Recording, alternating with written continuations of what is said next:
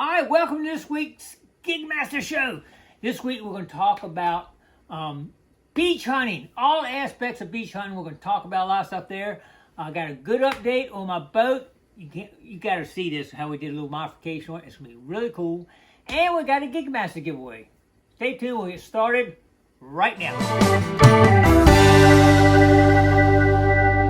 All right, let's start this show off talking about beach detecting. All right, the first thing we'll talk about is what detector to use on the beach.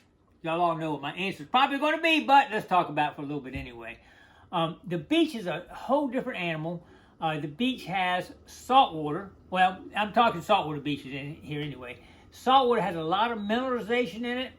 You got a lot of black sand on the beach. That black sand is probably magnetite, some other minerals in it. So when you take a detector and run over top of that mineralized ground, it will set a lot of detectors off. A lot of detectors cannot handle that mineralization. They can handle it, but you end up having to adjust the sensitivity, drop it up, drop it down. And anytime you start doing that, you start losing depth. And when you start losing that, you start cutting down your fines and everything. So, as you know, the one detector I really like is the Equinox. The Equinox is quiet on the beach. It's really good. It does not give you all that background static and noise. Another detector that's really good at the beach is the Excalibur. The Excalibur does great on the beach. It doesn't go quite as deep as the Equinox, and it also doesn't have the visual numbers that you kind of give you an idea of what you're getting ready to dig. And I use both. A lot of times I use sound and numbers. I hit the beach last two days. 2 gold rings, but you'll see that in a future video. Had some good days there. But anyway, that's why my ideas is as far as detectors goes. They all will probably work. Most will work. You just got to do a lot of adjustments, you know.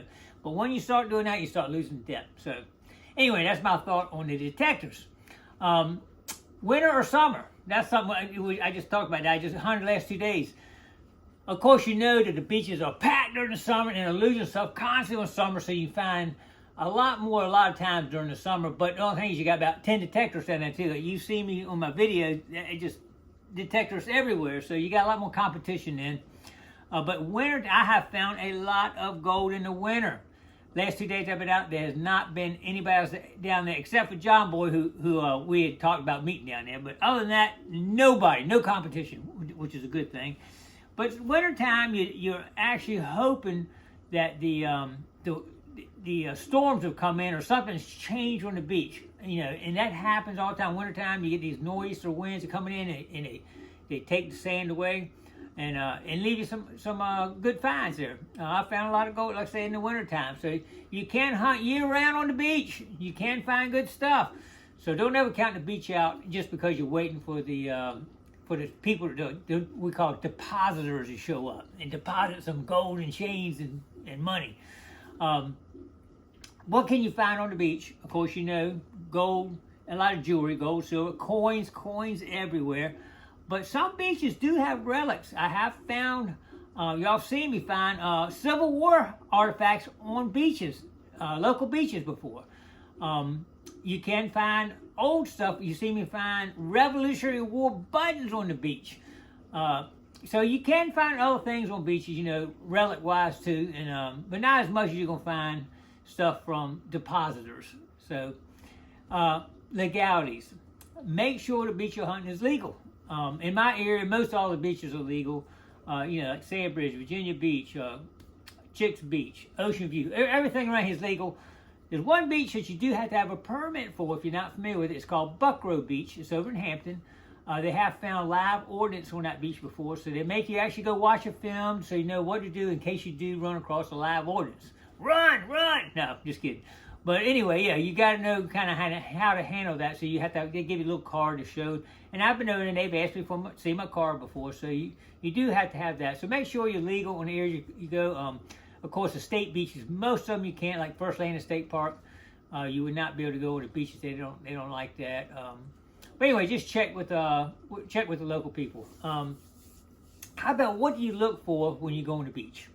Okay, when I go on the beach, if you've had a good storm and you ever go onto the beach and see like a 6-foot drop off, the it's just coming there, and the waves will beat it down. You just got a straight drop, and then you got a flat area to go out into the water.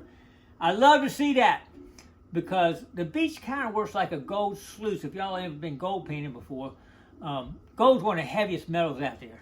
And you know, when you swirl the pan around, what you're doing is the heavy stuff staying there and the light sand's going away. Basically what's happening on the beach.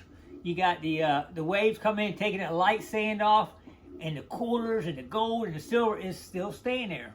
And the light, like pop tops, a lot of times they'll get washed off. It's so light they take off, and you end up with all heavy stuff. Sinkers, lead, stuff like that will still remain on the beach, kind of like a gold sluice. It's just taking the light stuff off and leaving the heavy stuff. And I was at the beach today. I dug lead heads, sinkers, gold and silver. You'll see it on the feature video. But anyway, heavy stuff remains on the beach, and that's what you look for. But it also leaves a lot of times steel, you know, all kind of stuff like that too. So you got other heavier stuff that'll remain with it, but that's what you're looking for. That's one thing you see. It's cuts. When you're looking down the beach, and you see, when you're looking straight, and sometimes you see the beach straight. If you see the beach wavy coming in and out, those troughs, a lot of times you got to work those troughs, because it's taking 2-3 foot of sand out of that trough and left some heavy material right there in that trough. Always hit those when I'm down there. If you go to a beach and it's just a straight beach coming down, you know, you can find gold anywhere. I'm not going to say that I'm going to go find it here or there.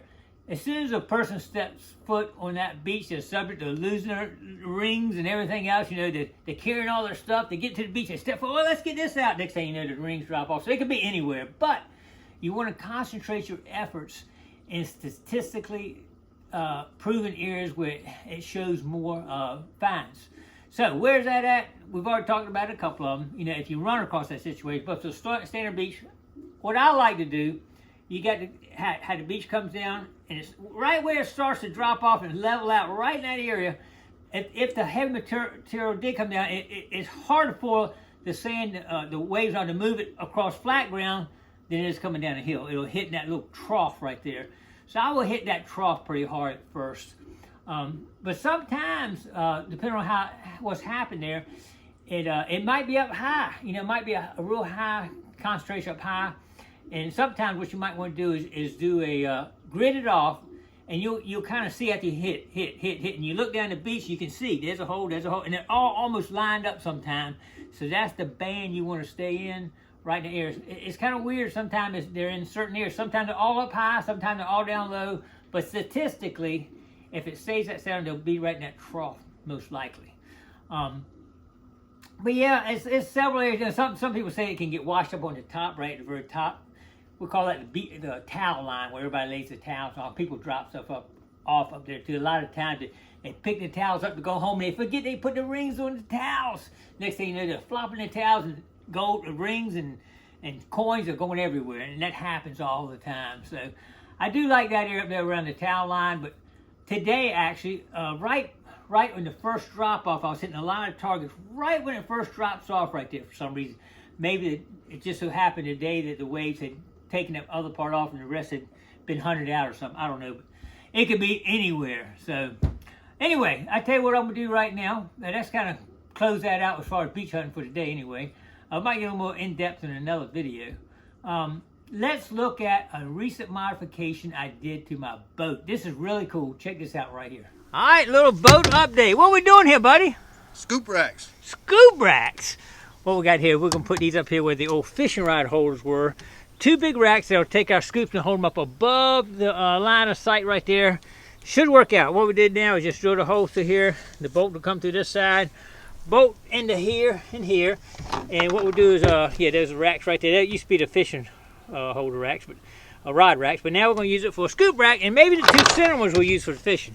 But we're gonna have 2 scoop racks right there. So stay tuned. We're gonna put them up right now, and I'll show you the final product. All right, we got one in here. Buddy, throw it on up there, see what she looks like, buddy. Got one in here. Ooh, I like it right there. That is looking good, buddy. And then we'll cut a slot here, drop it down. So it kind of keep the handle from turning, okay?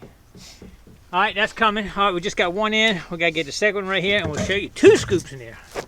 All right, the 2 scoop holders are in place. Look at this. We can ride right down the river now with our scoops in here without them being all over the floor. Trying to keep everything we can at the floor. Although we do have an anchor down we got to clean up there, buddy. Yep. But anyway, we got our detectors mounted on the side here. Our scoops up in the air here. I think we're good, buddy. What do you think? Yeah. All right. Let's see what else we can do to get this thing all set up for this summer because we're getting ready. All right, Buddy and I are just trying to get everything off our floor in the boat so we're not just throwing it in like we're used to. Those scoop racks are pretty cool. And y'all saw the racks over there on the side with them hanging my detectors. And that was on another video. Y'all probably saw that. So we're working on getting it all squared away. I like it. All right, I tell you what. Y'all want to do a giveaway? Who wants a face mask? Gigmaster face mask. All right, let's check it out right here. Here we go. All right, let's do a giveaway right here. We're going to do a YouTube random comment picker, and we're going to paste the link to that particular video right here. And then we'll go down and cut out any duplicates. Right here, we're going to get the comments, and this will tell you how many comments. There's the comments right there. And start. Are y'all ready? Here we go. And the winner is Acadian Metal Detector. His comment was starting metal detecting with this machine and still using it after 2 years. I got detected shaft, arm cuffs. Your video is very interesting. I learned a lot watching them. Winter's getting long here in the east of Canada. Can't wait to get back out detecting. Are you going to buy coils from the Coil Tuck when available in America? All right, congratulations to the winner. You got a Gigmaster face mask. And I have to admit I made a mistake last week. I put the wrong email on my linking up there, so hopefully I'll get the right one this time. So if you sent me an email last week, please resend it this week if you won last week. I'll make sure that it's, just in case, gigmaster2718@gmail.com. Send me an email and I'll get them right in the mail to you. All right, I think that's going to cover this week's topics. Appreciate everybody coming along this week. Don't forget to click like, comment below, share, and subscribe to the Gigmaster. You never know what topics we'll talk about next week. If you got an idea, put it down in the comments below. We'll talk about it next week.